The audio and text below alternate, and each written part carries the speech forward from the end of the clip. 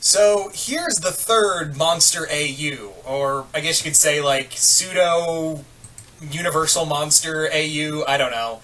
I don't know if I'm going to do another one of these because it's getting harder and harder to put the universe together and make it unique.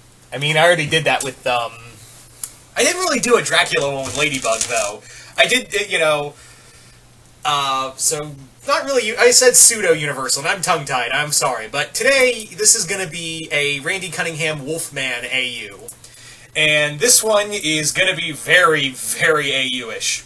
So this story sets in the Deep South prior to the Civil War. We're already off to an interesting start, and Randy has been gone for 5 years. He's been gone for 5-6 years. He's been in Japan training himself and training his mind after a horrible event. You see, his family, the Cunninghams, were in the South. They were a very powerful family in the city of Norrisville, in the town of Norrisville. They were only rivaled to the McFists.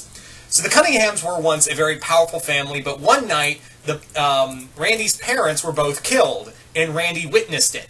What he saw was his father killing his mother before his father was killed, thereby, he believes, killed himself. What it really was is that Randy's mind couldn't handle what he really saw, was that his dad was a werewolf, killed his mom, and then their longtime friend and and manservant and personal friend of the family, S. Ward Smith, S. Ward Smith put down his father before he could go at Randy. Now, Smith is not a slave. He is not called a slave by anyone in the family. He is, while he is he's more like Alfred. He's more like Alfred to Randy's, Bruce Wayne. And that's what Randy is that he has been living in Japan because his family always had a fascination with Japanese culture, and Randy always dreamed of going there. So he fled to Japan because he just couldn't take the mental stress of running the business, and took off and stayed there for about 5-6 years and trained his body and mind to get over the that kind of trauma he saw. And he just rationalized, like, no, it wasn't a werewolf attack. My dad just went crazy, killed my mom, and then my friend shot him to keep him from me. My dad just couldn't bear the stress of running a business. So yeah, that's how he rationalizes it. But then he returns back to Norrisville, and his estate is kind of in danger because they were a very powerful family running a spice business. But that business is now under attack by the McFists, who pretty much own the town of Norrisville. And Hannibal McFist is ready to put them under and take all of that spice business under. Now, the problem is that now that Randy's back, he's now ready to get everything underway. Rebuild his family name. The other thing that is of note is that while he was gone, he left Howard's father in charge, and that's why it's been kind of tanking, because he's like, well, I didn't know how to run the business. I was a business partner to your father, and I didn't know what I was doing, so I'm sorry. And Randy's like, no, it's cool, And Howard is a childhood friend of his, as well as Heidi, and Howard, along with Heidi, help Randy essentially rebuild the Cunningham name. While this is going on, Randy's trying to piece together why his father went insane while he refuses to accept that his dad turned into a werewolf. He just thought, no, I was just, I just couldn't rationalize my father breaking from stress of running a business, and that's why he killed my mom. But, yeah, it turns out, no, dude was a werewolf. And what happens is that Randy, one night, succumbs to what he believes a curse and becomes a werewolf one night and murders several people. So the story continues on is that he's trying to figure out the secrets of the family and why he wasn't bit by a werewolf, he wasn't turned. So is it genetic, is it something else? And while he's digging around, he discovers that what really is going on is that his family name isn't Cunningham, it's Talbot. His real last name is Talbot, and Talbot, the Talbots were once considered like fiends and devil worshippers and occultists, but they also had a lot of werewolf stigma as well because of what happened with Lawrence Talbot. So it turns out that Lawrence Talbot is Randy's great grandfather, and what happened was the whole stigma of what happened of what was believed to be werewolf attacks, or as they called it, Lawrence just went crazy and killed people, claiming he was a werewolf. Lawrence's son changed his name to Cunningham and did away with the whole.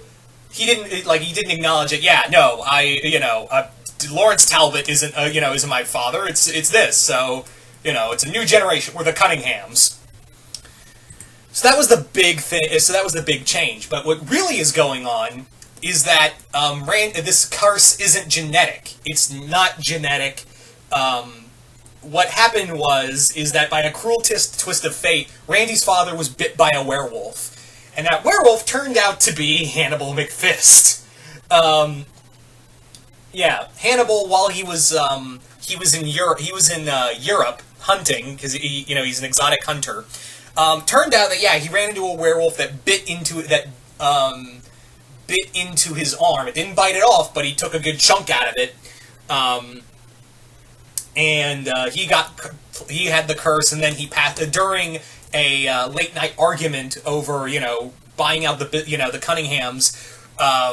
McFist turned, bit him, and by a cruel twist of fate, now he's Randy's father now shares his grandfather's curse. And before he could figure out how to cure himself, he turned an accident during a full moon, and his wife came in seeing him change, and then he died. All of that happened. But Randy's trying to figure out this mystery as well as try to put an end to McFist when he discovers all this. And McFist, Viceroy in this universe, is a scientist, but he's still considered like a. He's not considered a free man. He does work for McFist. But he is a brilliant scientist. He's still a brilliant scientist, and made a cure for McFist, and retroactively created a pseudo version of a werewolf plague, and drugged Randy with and put it into Randy's drink and food, and gradually had enough to turn him into a werewolf. Once the first full moon came, so some pseudoscience. Randy is a capable fighter.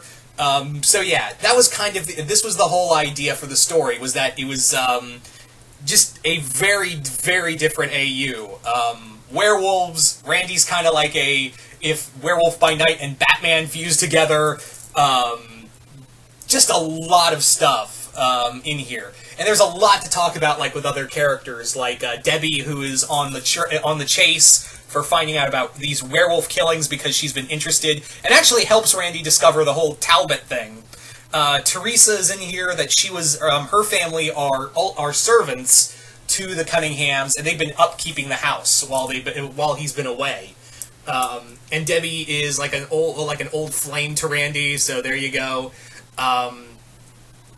You also have like Bash, who is an impertinent little racist. There is a moment in here where I wanted to have in the story where Bash is and the rest of the McFists are having dinner with Randy after he shortly returns, and he's like, "Why do you let your slave talk to you like that?" And he's of course reporting to Smith, and Randy goes, "Good sir, I understand that you have no tolerance for people like him, but do not call my friend a slave again, or I shall be forced to twist your neck 180 degrees." So yeah. Also, the other thing is that why McFist is so gung-ho of destroying the Cunninghams once and for all is because, they're secretly sympathizers to the North and have been secretly helping runaway slaves in the Underground Railroad. And Randy has kind of continued with that. And here, hardcore Confederate, that's McFist right there in this story. So there you go. So you guys tell me what do you guys think of this story? Do you guys like it, hate it, comment, and what other characters could you see in this universe? Anyway, comment below, let me know, and once again, hope you all enjoyed this, and I'm out.